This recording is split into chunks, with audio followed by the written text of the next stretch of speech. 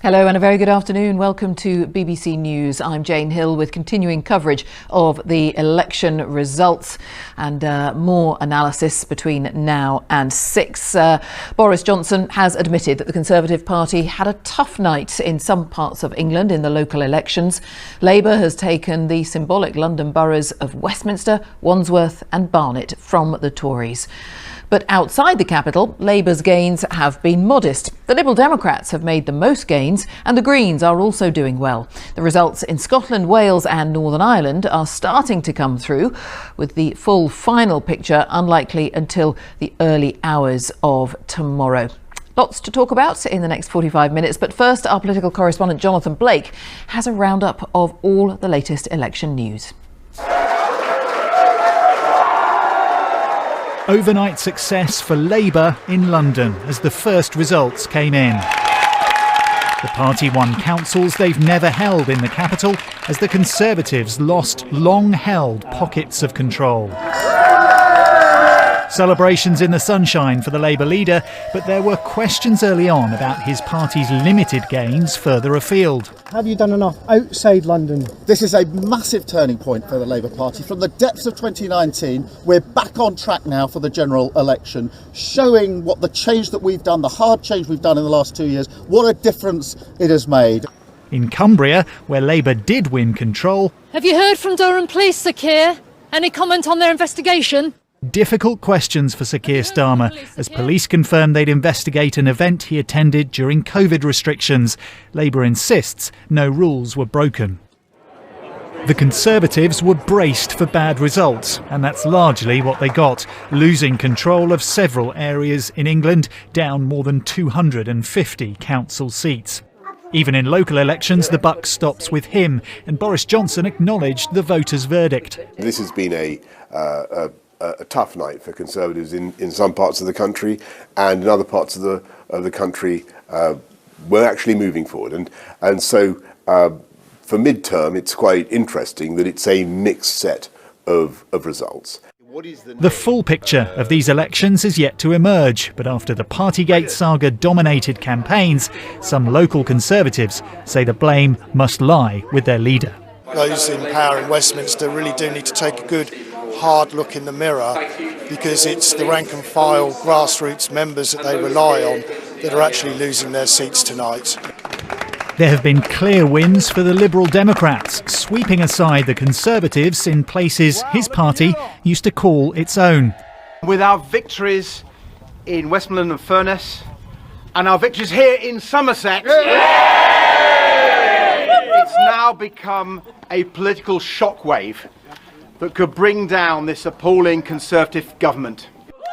The Green Party have made big gains too, roughly doubling their showing of councillors in England. What they've seen is that Greens have been working hard in their communities. There is no such thing as safe seats anymore, only safe voters. Early results in Scotland show the SNP on course for continued success, with significant losses for the Conservatives and Labour making gains. In Wales, Labour also look to be reasserting themselves, and the Tories have lost seats so far. A significant shift looks likely in Northern Ireland, where the Irish nationalists Sinn Féin could become the largest party on the devolved assembly for the first time. Jonathan Blake, BBC News. Well, quite a lot to catch up on all over the country. I think, first of all, we are just going to talk to our political correspondent, Leila Nathu, who is at Westminster. And still results coming in, and some really key results, particularly, for example, Northern Ireland. We're going to be there in the next few minutes, Leila. Your assessment of the mood among the main parties, what are you picking up on? Well, I think, as with any local election, there are different stories in different parts of the country, but certainly there are a few big themes emerging. Tories have made significant losses, there's no doubt about that. They've certainly let away lots of their support in their traditionally strong areas, largely to the benefit of the Liberal Democrats, incidentally, which I think has been the most black and white story of the day so far. The Liberal Democrats have actually made a lot of gains and have taken a lot of support from the Tories in areas where they hold safe parliamentary seats. The Liberal Democrats feeling pretty chipper today. Labour hoping to make very big gains in this local election, hoping to capitalise around the mood, about Partygate fines, about the cost of living crisis. Labour will be pleased with its performance in London. It was a trend that had been happening recently. London was going more Labour, it's gone even more Labour, and Labour will certainly be celebrating those victories. But I think in terms of the absolutely definitive gains that it hoped to make across the country, we've been saying the word modest, and I think that is exactly right. Labour has made modest gains, and the peeling away of the Conservative support has actually benefited the different opposition parties, and Labour would have certainly hoped to take more of that support directly away from the Conservative government. All right, Layla, we'll let you get back to watching the results. Thank you very much for now.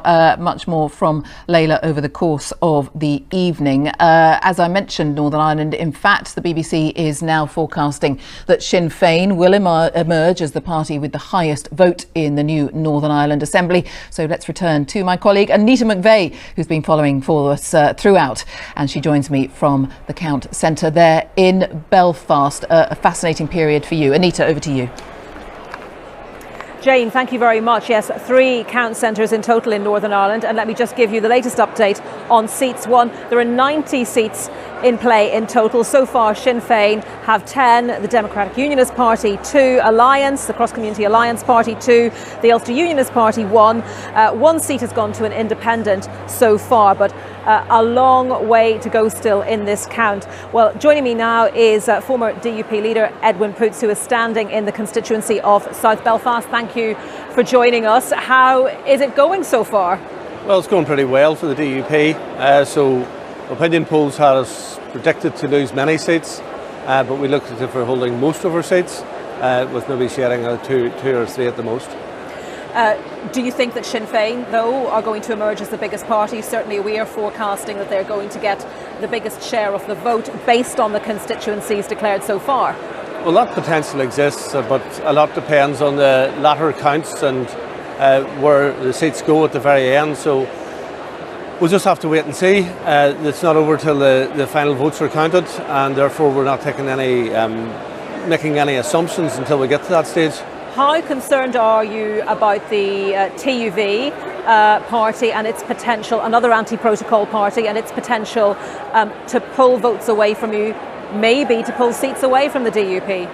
Well, it certainly demonstrates that the unionist position is actually hardening in this even further, and therefore we should have had actions already on the Northern Ireland Protocol. I have to say that we have been let down badly by Her Majesty's government, in that they've allowed a barrier to be placed between Great Britain and Northern Ireland at the behest of the European Union. That's not what was voted for whenever we voted to leave the European Union. We voted for the UK to leave the European Union, not Great Britain. Yeah, but you, of course, supported Brexit. You supported the Conservative government as well. Has that trust broken down? Well, I think it's been badly damaged. And we have been promised now for over a year that actions will be taken on the protocol, and there hasn't been any actions. And I have to say, unless Boris Johnson's government wants to damage the Northern Ireland peace process and set it back for many years, they really need to take action, and action quickly, on this issue. At the end of this count today, is there anything that would persuade the DUP to return to the power-sharing government on the understanding that the protocol would be examined? No, we need actions, because we've been told about various things over the last year, what was going to happen. None of these things have led to anything of any significance. We need to take those barriers between Great Britain and Northern Ireland away, and we need our laws that's being passed in the United Kingdom coming from the United Kingdom government, whether in Westminster or Stormont, and not from Brussels. Doesn't, well, obviously there's a big debate about that. I mean, the majority, it looks like the majority of people who will be returned to the power sharing assembly are either in favour of the protocol or prepared to work with the protocol. So what do you say to that? Are you ignoring the voters in that sense? Well, what I would say is that the basis of how this assembly was established flows from the Good Friday Agreement. And what that tells us is that you have support of the greatest number of both communities to take something like this forward. That isn't achieved with the unionist community, and therefore, if you don't want to have an assembly, if you don't want the peace process to be moving ahead smoothly, then don't do anything on the protocol. And that's the message very clearly to Her Majesty's government. you really, really need to do something. You talk about action on the protocol. What about action on the other issues that voters want their politicians to manage, like the cost of living crisis, like healthcare, like education? If you say that you're not going to go back into the power sharing assembly, are you letting them down on those issues? Because of those issues precisely, that is why we need action. If the grace periods go and the trader support service is no longer propped up by the government, we're looking at tens of millions, hundreds of millions of extra costs to consumers in Northern Ireland. We're looking at a situation where the EU is blocking healthcare coming to Northern Ireland, drugs coming from Great Britain to Northern Ireland. This is entirely unacceptable for any part of Her Majesty's United Kingdom. There's a lot of debate over the figures because I don't think the DUP has been, for example, looking at the figures which, yes, there are increased costs from GB to Northern Ireland when you're talking about goods moving between the two. But of course, some people would say that that is offset by greater trade within Northern Ireland and, of course, trade with the EU in the Republic of Ireland. But let me just finally ask you, because we're nearly out of time, there is an 8-day process after this vote, isn't there, where there is the opportunity to nominate to the positions of First Minister and Deputy First Minister. If Sinn Féin emerge as the largest party, would you nominate, and you in second, would you nominate to the position of Deputy First Minister? Our focus in the next 8 days is related to the protocol. If the protocol is not sorted, then we don't get moving forward. It's as simple as that. The other issue is a secondary issue to this. A lot of people would say it's not secondary, it's democracy, they would say. Irrespective of whether the DUP come out on top or not, we won't be going back in until we get something concrete on the protocol. Edwin Poots, we must leave it there. Thank you very much. Edwin Poots from the DUP. And Jane, back to you from the count here in Belfast. Anita, many thanks. More from Anita there to come. But right now we must turn to Scotland. And let's go to Lindsay Bewes, who's been following everything for us in Glasgow. Lindsay. Jane, the counting here in Glasgow has finished and the SNP has emerged as the largest party in the city with 37 seats, just pipping Labour to the post with 36. The SNP also emerging as the party with the largest share of first preference votes across Scotland as well. And I'm joined now by the First Minister, Nicola Sturgeon. Nicola Sturgeon, just your reaction to the results that we're seeing in these elections. Well, I'm thrilled at the SNP result. I mean, it is a quite incredible outcome. You know, we have not only won the election, I think our 8th consecutive election victory since I've been leader of the SNP, but we've won it overwhelmingly. I think we're going to end up about 12 to 13 percentage points ahead of our nearest rival. We've increased our share of the vote, we've increased the number of councillors that we've won, and I think we're going to be the largest party in more councils than was the case going into the election. Now, all of that would be a fantastic result for any party in any circumstances, but the SNP has been in government in Scotland now for 15 years, and this result says that people across Scotland, while they absolutely recognise that the SNP is not perfect, no party, no government is, they trust the SNP and have faith in the SNP to lead the country forward at national and crucially at local level. Now, in terms of the other parties, Labour, the Tories, clearly fighting it out for second place, some way behind the SNP. Labour will be pleased at second place again, but I think it's more down to the collapse in the Tory vote than any genuine progress on the part of Labour. And for the Scottish Tories and Douglas Ross, an absolutely devastating result, and one that I think sends the clearest possible message to them here in Scotland, but also to Boris Johnson at Westminster. How much do you think that national issues such as the constitutional debate in Scotland are coming into play, even though these are local elections which are about councils making decisions on local issues? Well, do you know what? I mean, I don't think I'm going to tell anybody anything they don't already know, that a lot of people in Scotland support independence and want Scotland to be an independent country. But the desperation of our opponents to use that as somehow an attempt to delegitimise votes and election victories for the SNP, I think is really desperate. The fact of the matter is people vote for a whole variety of reasons. Yesterday, when I spent the day in my own constituency on polling stations talking to probably hundreds of people over the course of the day, most people going into polling stations to vote SNP, yes, they will probably vote yes in an independence referendum, but the things they were talking to me about were, you know, the fact that they thought the SNP had led the country well through COVID, the fact that they think the SNP is the right party to lead the National Health Service, notwithstanding the challenges, the fact that they trust the SNP here in Glasgow to lead the city forward. So people are voting for the SNP because they judge our record, they recognise when we get things wrong, but they judge we're the best party to take Scotland forward nationally and locally, and crucially they're also judging our opponents and coming to the conclusion that they simply don't have the leadership, the ideas, the policies or the values to take Scotland in the right direction.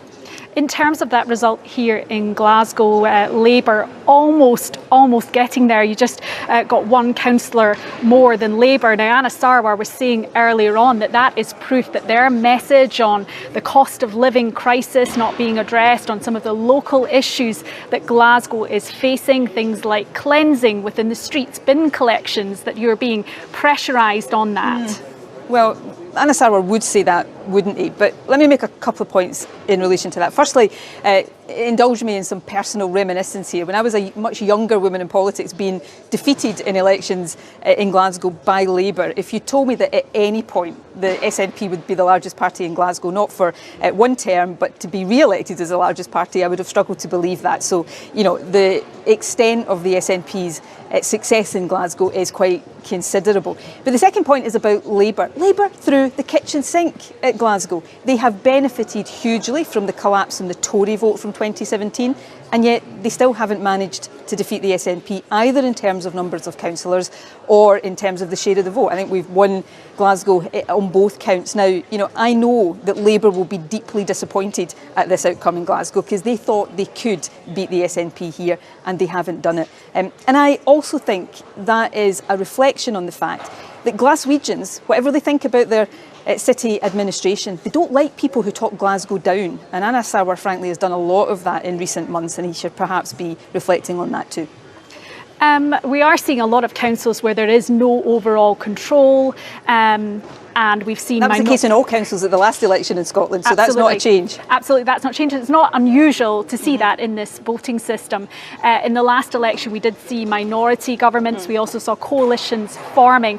I mean, what is your approach going to be? What's the SNP approach going to be to working with other parties? Well, firstly, no overall control was the situation, I think, for all councils at the last election. Some things have changed, so the SNP is now a majority administration in Dundee, which is fantastic. That wasn't the case, and we are the largest party now in more councils than was the case before. North Lanarkshire, for example, North Ayrshire, I think, East Ayrshire. So we are the largest party in a number of councils, Stirling, Clackmannanshire, and that puts us in pole position. Now, our position on coming to agreements will be to try to do what's best for local communities across the country. We won't do deals with the Tories, and frankly the Tories have taken such a defeat today that I don't think that will be in prospect for many councils anyway, but we won't do deals with the Tories. Beyond that, we will look to work with other parties where we can put together progressive platforms. Now, we're doing that at Holyrood with the Greens, the SNP and the Greens working very constructively together. Here in Glasgow,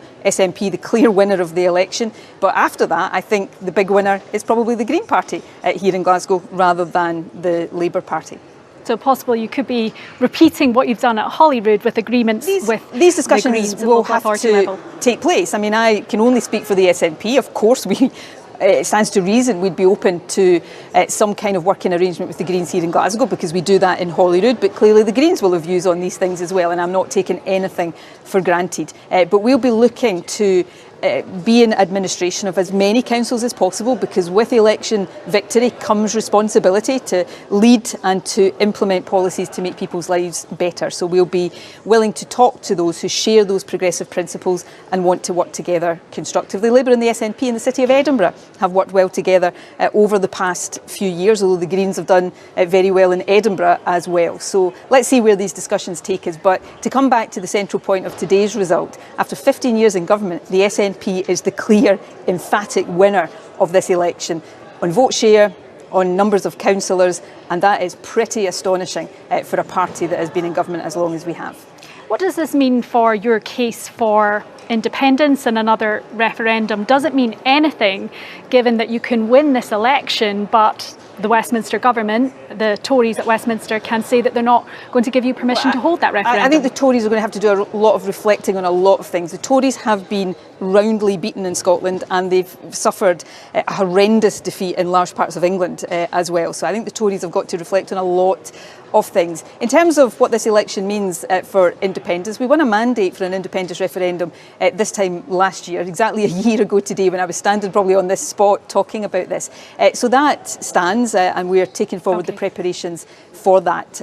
But this shows that the SNP continues to command trust and faith in Scotland, and I think that is something that should be the key message out of this election. OK, First Minister, thank you very much for joining us. That was the First Minister, Nicola Sturgeon, reflecting there on the local election results here in Scotland, where the SNP have emerged as the party with the largest share of first preference votes.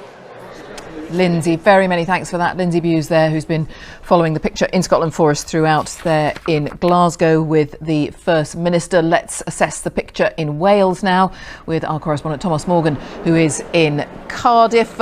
Evening again to you, Thomas. Bring us right up to date for people just joining us with what's been happening there. Yeah, Labour, I think, are the big winners here in Wales today. 34 seats up from 2017, the Tories losing 34. We're almost at the halfway stage now, with almost half of the councils declared. Labour have regained one of the councils they lost back in 2017. They lost it to the Independents, Blaenau Gwent. However, they've fallen just one seat short of retaking Merthyr Tydfil, so they'll be a little bit upset at that. However, they've strengthened their position in other areas. An interesting result up in North East Wales. Now, historically, that area has been a Labour heartland. However, since the Brexit vote up until the pandemic, it has been moving towards the Conservatives' seats in local and general election, going that way. However, as I mentioned, since the pandemic, we had the Senedd election last year, it has been coming back to Labour. And we've seen in Denbighshire today that they've won far more seats there, and they'll no doubt be in some sort of coalition in Denbighshire. I think this evening all eyes will be looking towards Monmouthshire. Now, that is a seat, that is a council, the only one that the Tories actually hold as a majority in Wales. And we've heard several sources saying that they will lose overall control of Monmouthshire. Not sure how badly, some sources suggesting incredibly badly there. So we'll be looking towards there as well. But the other big winners today have been Plaid Cymru. They've made some gains as well. They've added, they were already in control of Gwynedd, they've held on to them, they've added Anglesey as well really here. They'll be pushing towards Carmarthenshire and Ceredigion as well, trying to get 4 councils in Wales, but a big win for them getting Anglesey in North Wales. But no doubt, as I mentioned, Labour have been the big winners. Few smaller stories in Mid Wales, Powys, Lib Dems becoming the biggest party there, but also the Green Party getting 4 seats in Wales, the highest ever in local elections. I think what we're seeing here really, 3 things that people have been mentioning. Some of the Tory candidates have been saying that it has been down to the PM, that's what they've been hearing on the doorstep, and that is certainly what the Welsh Lib Dem leader was saying as well in Brecon and Radnorshire. We've also heard from the Welsh Economy Minister, Vaughan Gething. He was blaming it on the cost of living crisis, but also on the way that the Welsh Government had handled the COVID pandemic far more cautiously than Boris Johnson's government over in England. Interesting. Thank you very much, Thomas Morgan, with all the latest for us there from Cardiff.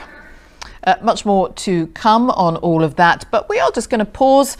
You'd be forgiven for perhaps forgetting that it is very nearly the weekend. We're going to catch up first of all with some sports now. We're going to talk about some of the day's other main stories before we return to elections. But the first of those is tangential to that, because you might have heard that Durham police are going to investigate the leader of the Labour Party, Sir Keir Starmer, in relation to that photo that you're probably familiar with now of him apparently drinking beer. Let's find out much more from our correspondent Danny Savage, because he joins me from Durham. Explain exactly what's been announced earlier today, Danny. Yes, Jane, this all dates back to the 30th of April last year. The question is, did Sir Keir Starmer break lockdown rules in a visit here to Durham, during which he drank beer in a local MP's office? The Conservative press has dubbed this Beergate over the last few days and wants more detail and answers.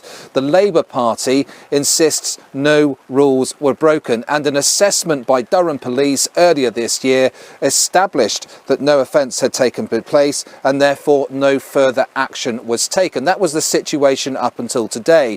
But Durham Police have today released a statement and saying that following receipt of significant new information over recent days, a new investigation is now underway. So what were the rules back on the 30th of April 21? Well, gathering indoors with people from outside your household or support bubble was banned and against the law, but there was an exemption for work purposes, and this is where the focus of the police investigation will be.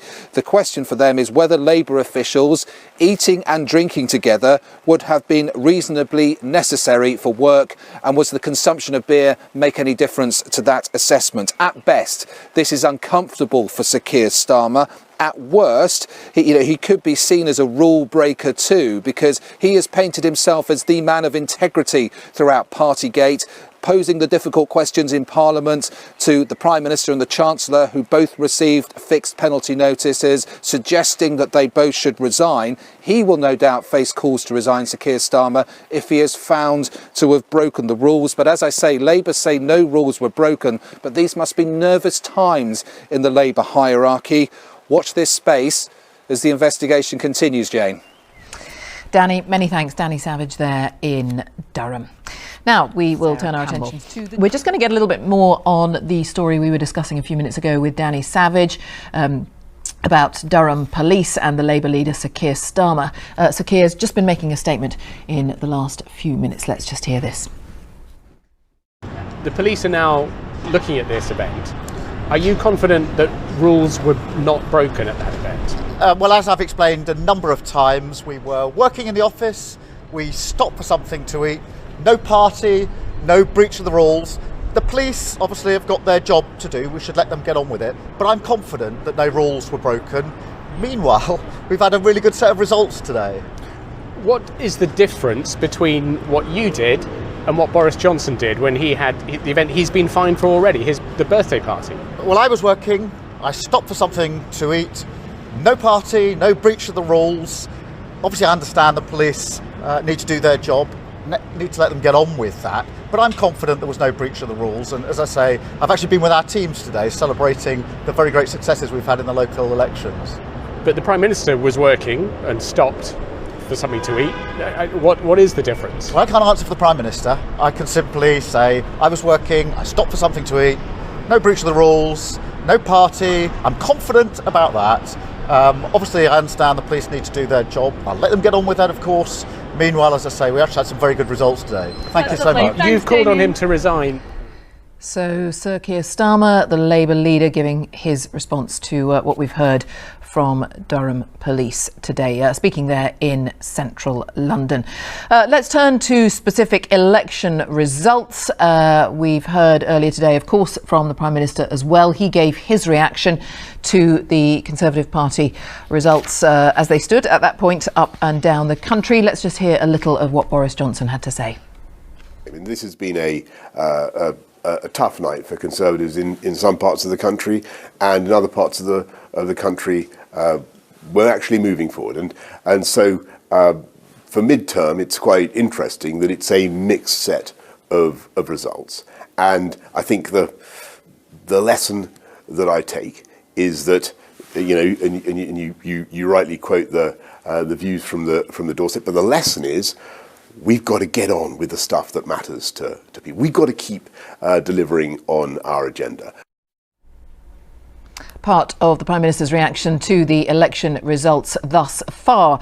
And we know that the Liberal Democrats did well in many areas. And let's discuss their role in any future government and indeed their their election results more generally. Let's talk to Sean Kemp. He was a special advisor to the Liberal Democrats, to Nick Clegg specifically, I think, during the coalition years. Sean Kemp, very good evening to you. Your thoughts broadly, first of all, on the Lib Dem results. Is it what they were aiming for? What are your thoughts about that?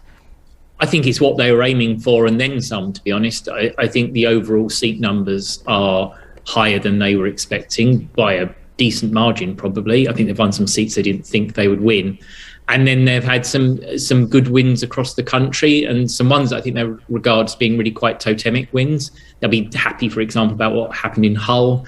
and also winning in Somerset, which I think is a massive result for them, because that's a really big sign that they might be able to come back in the southwest and be a threat to the Tories there, which is an old Lib Dem heartland. So I think Lib Dems genuinely, I know all politicians would always say this about their own parties, but I think when Ed Davey says it, he's right. He's really happy with the results today.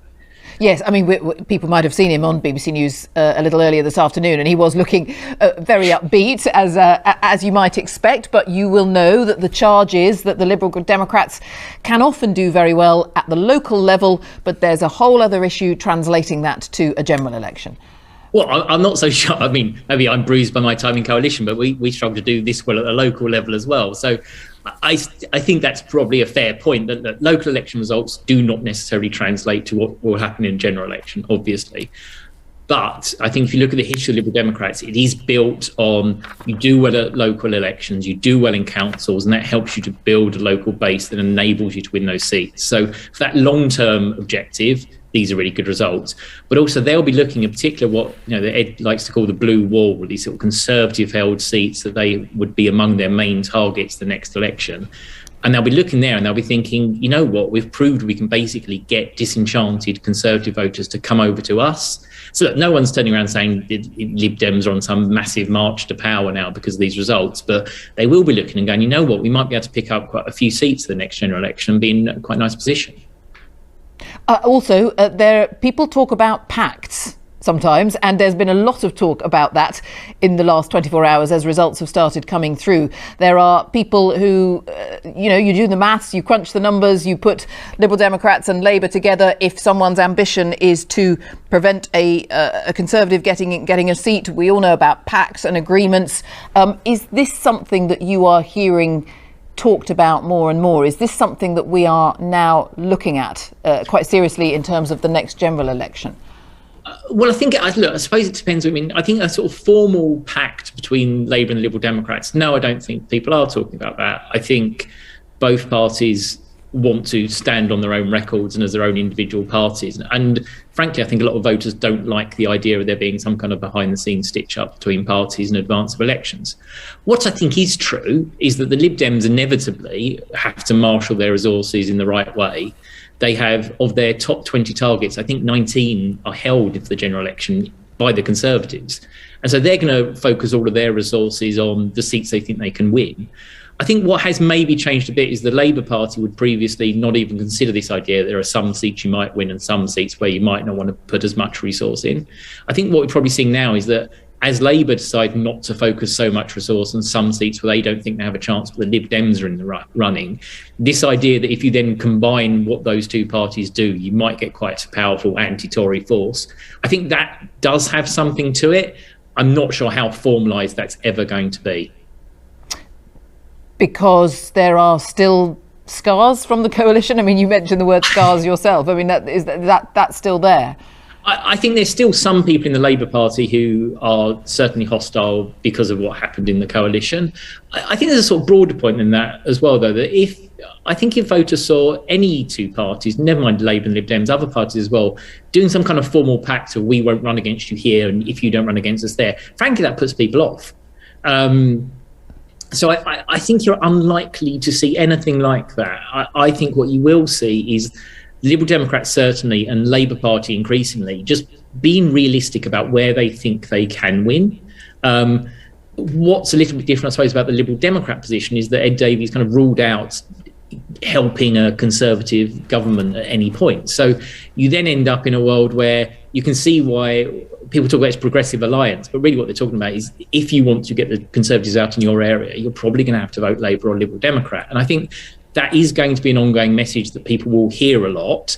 I think you would struggle to get anyone senior in either party to describe that as being something that they are formally doing. Right, interesting. I'm just interested, a quick final thought about the general political landscape going forward, because there's that famous American phrase that says it's the economy stupid. Is the coming months all about the cost of living? Do you believe that that is the key issue that will concern and galvanise voters over the coming months?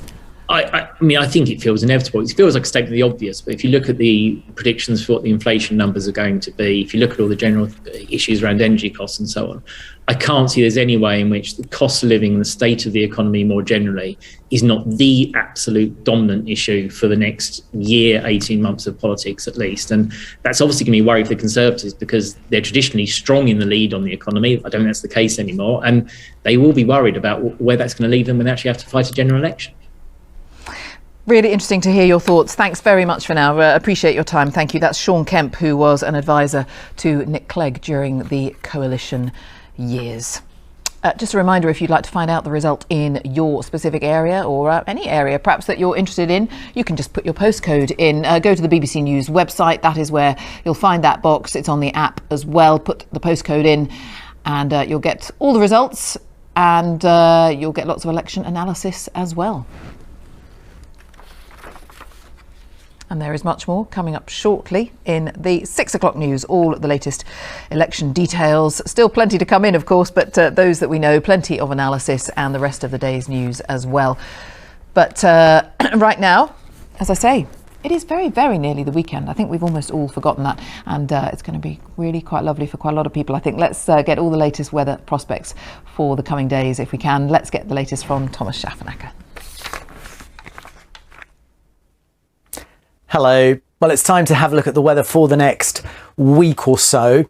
The weekend's upon us and it's not looking too bad. Temperatures will reach around 18 or 19 degrees Celsius, so a little cooler than in the last few days where highs have approached the low 20s. But the sunshine is strong, so actually out of the wind, and if you get decent spells of sunshine, it feels warm enough. And you can see on our air mass graphic, so the temperature of the atmosphere, if you like, the relatively warm air is across most of the UK, and the warmer air is brought by this area of high pressure which will establish itself across the UK during the course of Saturday. Now in the morning across East Anglia and the southeast it could be quite cloudy, the remnants of a weather front which moved across the country during the course of Friday and Friday night and brought the rain in the north, but it should be out of the way. Showers could form from southern Scotland through the Pennines into the southeast, but generally speaking it's a fine day. Temperatures around 15 to 18 degrees typically. And then Saturday into Sunday, that high pressure tends to only slightly drift away towards the east. So by that stage, centred in the North Sea, and a low pressure is approaching us. But I think on Sunday, it should only be brushing the very far northwest of our neighbourhood here. So an increasing breeze for Northern Ireland, the Western Isles of Scotland, hazy skies here. Elsewhere, scattered fair weather clouds, decent spells of sunshine, and temperatures mid to high teens. That was Sunday. This is Monday now, and that weather front finally approaches us, brings the rain to Northern Ireland, much of Scotland, around the Irish Sea there'll be some rain, the coasts of Wales too, so here much cooler conditions, but the southeast and East Anglia should have some sunshine on Monday and temperatures will get up to around 21 degrees. And then Monday and Tuesday we'll see this rather large low pressure parking itself very close to Scotland, and with it brings a lot of cloud, quite unstable air. So unstable air means clouds growing within the atmosphere, producing showers. We'll have some gusty winds as well. The showers will be mostly in the northwest, whereas further east and southeast it'll be drier, some sunshine there, and temperatures should get up to around 20 degrees or so. And then Wednesday and into the second half of the week ahead, we'll continue to see the unsettled picture, with predominantly winds blowing off the Atlantic, blowing in smaller weather systems as well. So this is midweek, another area of